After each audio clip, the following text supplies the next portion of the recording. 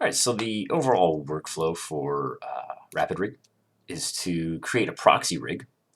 So it's just going to be a bunch of nodes that are going to be where our joints are placed. Then once we get all those created, we move them into the proper position, like in the hip joint, the knee, the ankle, all that stuff. And then after that, we save out the proxy rig right here. Or I suppose we pose one side. If you have a perfectly symmetrical model, you pose one side of the model, and then you would mirror it over, say we do the left side of the joint positions, or the proxy joint positions. And then we would just do left to right to get the right side to mirror where the left was. And after that, we save out the proxy transforms. Then we generate our rig. Now remember, this is where I encountered a bug. So remember to only use lowercase letters in here. No crazy special characters. I think it's very distinct on what it wants to see in this character name box. And then once you generate that rig, I'm going to have a separate tutorial of making joints. Say I want to get some posability in this hair. We're going to need additional joints in order to get that. So that's going to be a separate tutorial. But once you have all of your joints then assembled and put together, you would go to select skinning joints, and then after you do that, you select your mesh and then go to skin. Bind the skin to that, and then your model is ready to be you're ready to paint what they call skin weights. So for each vertex, it has a certain amount of influence from the joints that it's receiving. So it will so we need to paint out those values and get them balanced in order to have proper animation on our model.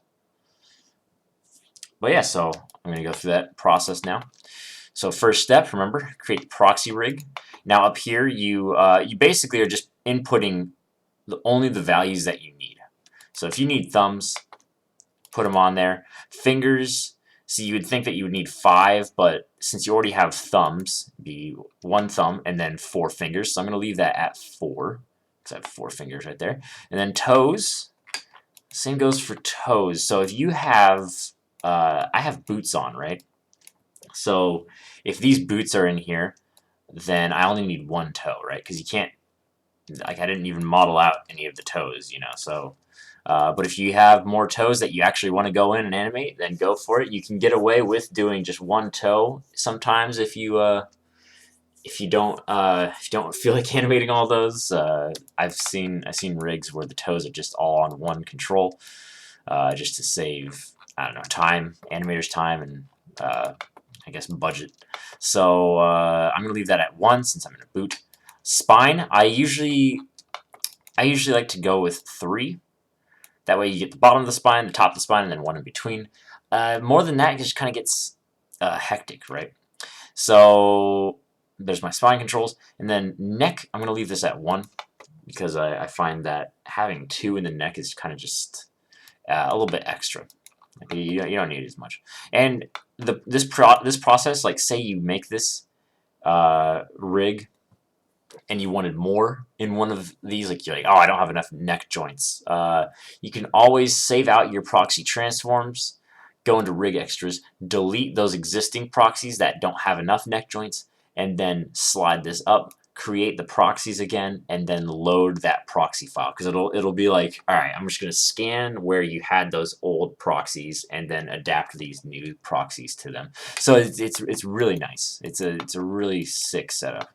But I have my values exactly where I want them, so I'm going to do create proxies. And you'll see it'll make this miniature man right here. So I'm going to go in and just scale it up with R.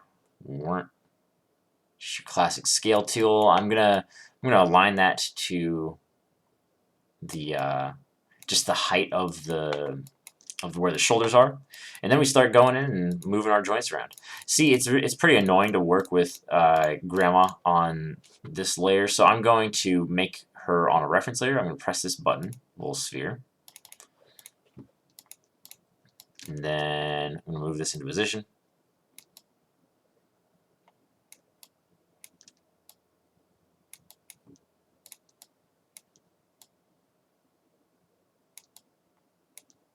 Move this ankle into its position there. Then I'm going to move both of them. I'm going to slide them right out. And now pay close attention to where this arrow is facing. This arrow should always be facing straight forward because we modeled our characters facing forward. So if this arrow, say you do something like this, your leg, when you lift it, is going to bend outward, and that's just not right at all. So we need this to be facing forward. You can't rotate it at all. You can only move it. So that's why I told you guys to keep your legs as straight as you can, because if they get out of alignment, then you can't animate them properly. So we have our toes. We're going to set the. I'm going to move this ball joint. You can always see what control you're moving around right here in your channel blocks. When you select it, you're like, okay, this is the ankle. I know I need to put this where the ankle should go. So I find that always to be really helpful. And you move this tip right there.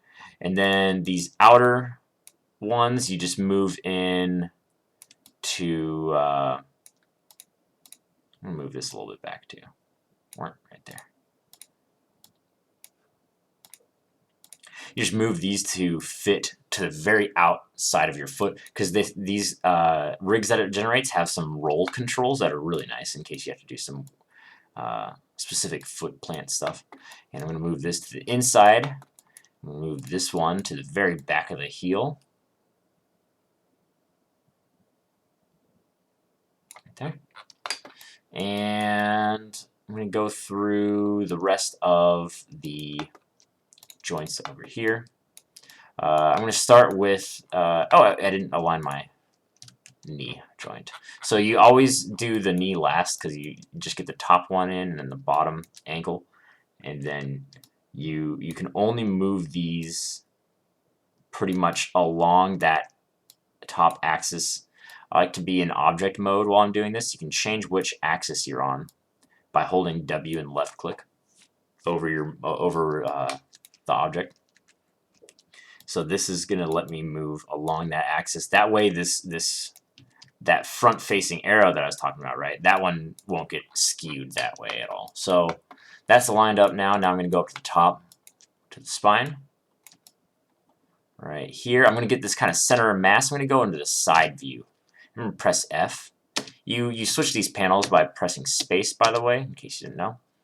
I'm going to press F to get in there. I'm going to press 4 to activate wireframe mode.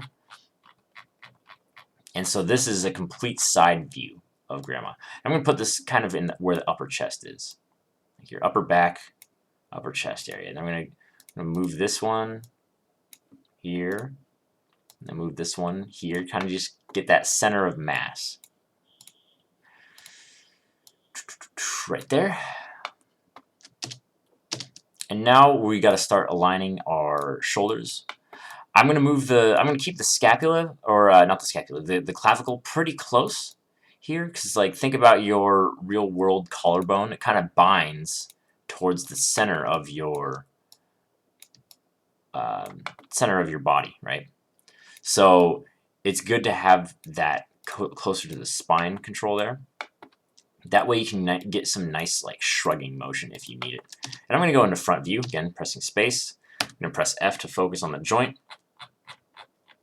Then press 4. So this, I'm going to get into the center of that shoulder area.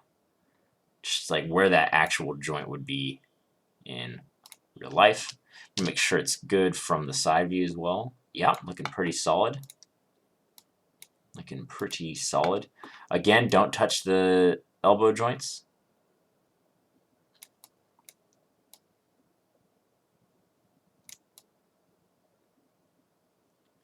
And then, or just yet, don't touch them. I'm going to put this in the wrist, make sure it's aligned properly.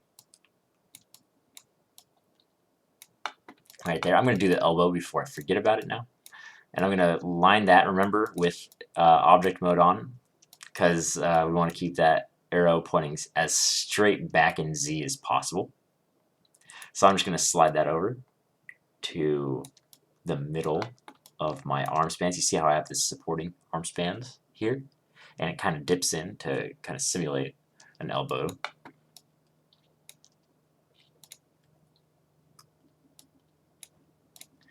And now we start aligning the fingers. I'm going to go kind of quick through this, but yeah, for these ones, you can actually rotate them and move them around and scale them. The other ones have those controls locked down, right? So if I click on this and I try to rotate it and scale it, you see it's grayed out. So we can't move those like that. These ones, however, are scalable, movable, rotatable, so we can do whatever we want. We just want to get them into the center of all of those joints. And you'll see that you'd be like, hey Mike, you have 4 joints here, why is that? Now that's because whenever you have like a end chain of joints, right, that we tend to put an additional joint at the end for it. This can be due to a lot of reasons. I've seen it for sort of IK connector nodes and stuff, but you guys don't really have to worry about that because we're not going to get that advanced into it. But just know that this last one always goes to the tip. Think of it similar to how this one is. Like we put that right at the end. I'm going to adjust that actually to get that right at the end of that shoe. Yeah, so that's looking good. Thumb's looking good. And then I'm going to focus on this one just so I don't have to mess with the camera a bunch. I'm going to move these out to the knuckle. I'm going to make sure that they're on the correct Y translation. We want that center of mass of this knuckle shape. So now I'm going to move that there, rotate it in.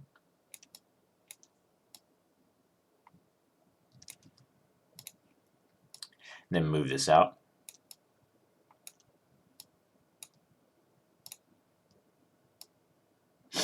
And move this here, and oh, that seemed to work out pretty well. So that one's at the tip.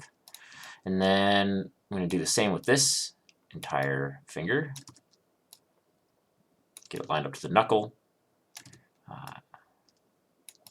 This one's a little bit higher right there, and a little bit lower. All right, so now I can just kind of scale this up. See if that helps. That's looking weird. I'm just going to move them individually. So I'm getting them into the middle of those spans that I like, because this is where these joints are going to turn, right? So let me get that right on the end. Same with this one. Going to line this to the knuckle. And need to make sure it's on the correct Y translation. In fact, I should have done that first, but I was a fool. There we go.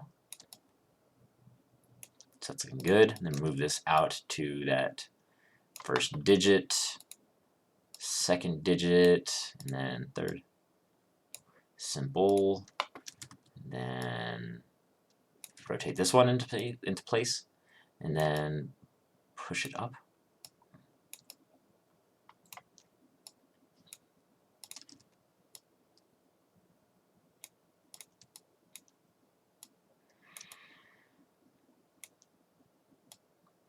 And place that there, and it's looking good. So now we have all of our joints in place. Last step is to get the head situated. So I'm going to select the head. There is also a neck joint in there somewhere that we generated right here. It's right here. But I'm going to first move that neck into position. I mean the head, sorry. Misspoke there. So I'm going to get that head joint basically at the base of the skull, kind of where the spine meets. I know that it's like meets a little bit further back. So I'm going to keep it probably around here. Just kind of be in the center of that area. And then this head tip joint, move it up here. You can see its head tip. And then I'm gonna adjust that neck before I forget about it. Where is it? Ah, yes. So I'm gonna get this at the base of the neck. Now Grandma has a very tiny neck, so it makes even more sense for me to only use one joint there. So her neck is kind of here, kind of goes around and up here. So I need it to be somewhere between this and that point. So probably a little bit lower, right there. And yeah, that'll be good. Now we need to align these eyes. And this one, we're going to use V for snapping. So when you're moving this into place, I want you to hold V and then snap on one axis. I'm going to snap on Z first, and I'm going to bring it to that very middle span of verts. You need to kind of mouse in and make sure, because you can drag this over to each one of these verts, and it will snap to that vert's Z position now, right? Because we're on the Z axis. So I'm going to do that with this eyeball right here. So that's one. Now we need to do X. So hold V to snap to verts again. You can go to X. Then hold V again and snap to Y. So now we can snap to the middle of that. Because you're just snapping to these middle points on all those different axes to make sure that that is perfectly in the center of that. Because that's the axis or pivot that it's going to rotate around. And you wouldn't want your eye to rotate off like if it was over here, the eye would rotate inward when it is looking at different things. So the eye's set up. Now we need to do the jaw, and I think that should be the last control. Should be the last control, guys. Now for the jaw, I kind of put this, because this is going to be the pivot, the one that I'm moving right here, jaw. That's going to be the pivot of where that jaw moves. And I kind of like to place it a little bit lower. That way, when you open up your mouth, it doesn't just rotate completely into itself. I find that I get better deformation when I keep it lower like this. So I'm going to put it somewhere around there. And that's looking pretty set up, guys. So I'm going to, right now is when you save. This is when you save as. So I'm going to file, and I'm going to do save scene as. Because I don't want to mess with this mesh. I don't want to have proxies in my mesh file. Then in my rig, so I'm going to save this. You'll see that I had a bunch of different other variations that I was going through. So I'm just going to do rig new. And so I saved out the scene, but now I need to save out the proxies, because if anything goes wrong in the next steps, I want to have all the positions saved. Oh, I didn't mirror it yet, like a fool. Like a fool! Alright, so this is that step I was talking about. We need to mirror the left side over to the right side, because we aligned Grandma's the left side. So left to right. And you'll see that the right side just popped in right there. Everything's looking good. All these arrows are pointing straight back, and the knees are pointing straight forward. Yeah, I think we're good to go. So now I'm going to save my file again. Save scene as. Yeah, I'm just going to overwrite that new one.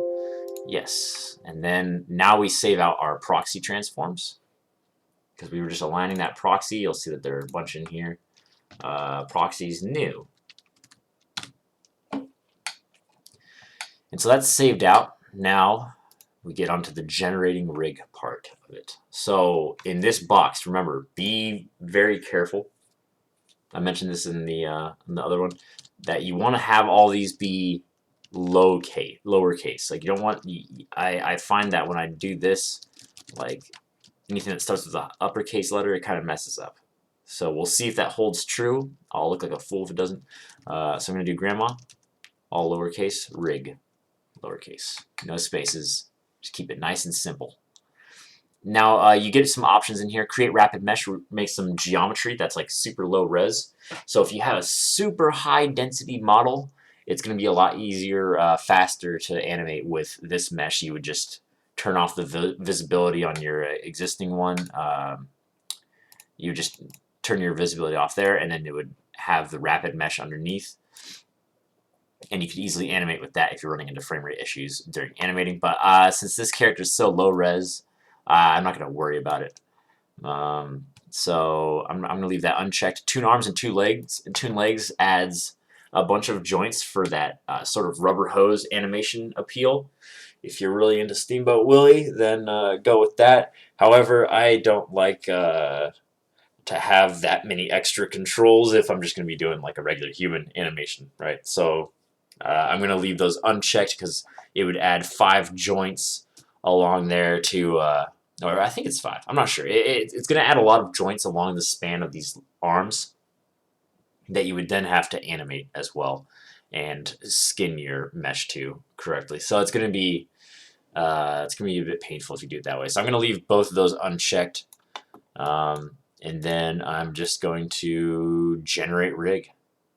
So grandma rig in there, lowercase, one word, generate rig. It's going to ask you if you want to save proxies and generate, but we've already done that, so we don't have to worry about doing that. So I'm just going to generate rig only. And then you'll see in the bottom script editor box, it'll say, congratulations, rig complete. That's how you know that it worked. And it's going to ask you if you want to generate a, it's kind of cut off here, but it's going to say single hierarchy skeleton as well. You would use that for the game environment if you're going to export to a game engine. But for our purposes, I don't think anyone is going to be doing that. We're just going to be rendering from Maya, right? So I'm going to say no, I don't need that. But on my own, since I am going to be putting this into a game, I'm going to be clicking yes. So there's no. You'll see that it created the skeleton and all the because these are all skeletal joints. If these are too huge, you can always adjust the scale. And here it's called radius. You can always set that to like 2. You see how it got bigger right there? I'm gonna leave it at 1 though. And then yeah, so now all that remains is to add any joints that you need. That's gonna be a different video. And then selecting the skinning joints and then binding the your mesh to that. Let me turn this off of reference. Binding this mesh onto that skeleton. So yeah, so that's the process. But that'll be in another video. All right, thanks guys.